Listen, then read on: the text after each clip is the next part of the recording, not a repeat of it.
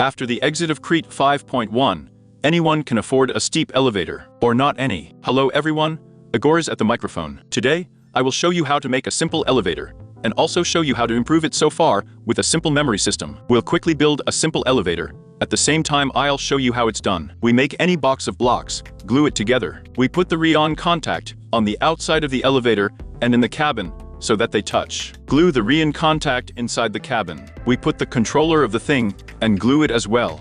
And on each of your floors, we put a rest-in contact right above what you put on the first floor.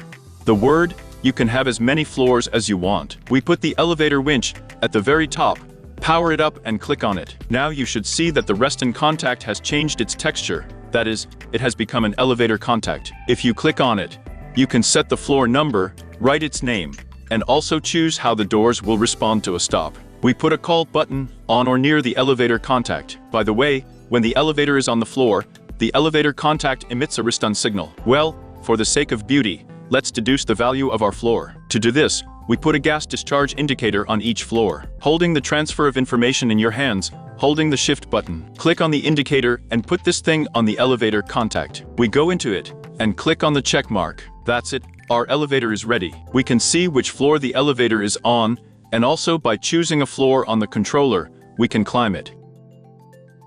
The elevator is also called via buttons on the floors. And now we will do what I have promised for a long time, a floor memorization system. So to do this, we need to rearrange the call buttons opposite the elevator, so this elevator worked for me without errors. We designate each floor with our own color. For me it is white, orange, purple, and blue. Behind each button, we put a redstone signal transmitter, and with the signal, we put a block of wool, the same color as the floor, and a button. We put two signal transmitters at the elevator contact. We take one away with redstone, we put the other side by side. We put the first two stone torches and leave them to send a signal. And in the second, we put a redstone torch and wool of the color we need, and switch them to receive a signal.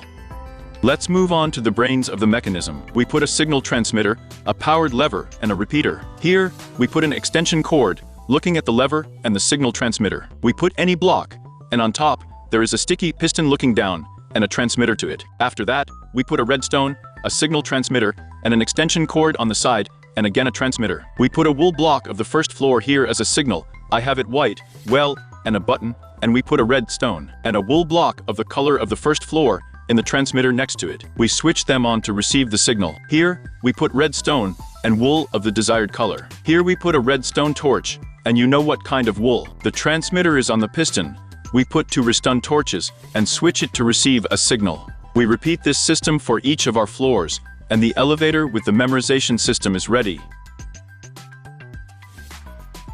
If we call the elevator from the first floor to the fourth, and then immediately call it to the first, it will arrive on the fourth, and then immediately go to the first. If we call the elevator from the first to the third, and someone called it at that time to the second, it will arrive first on the third, and then on the second.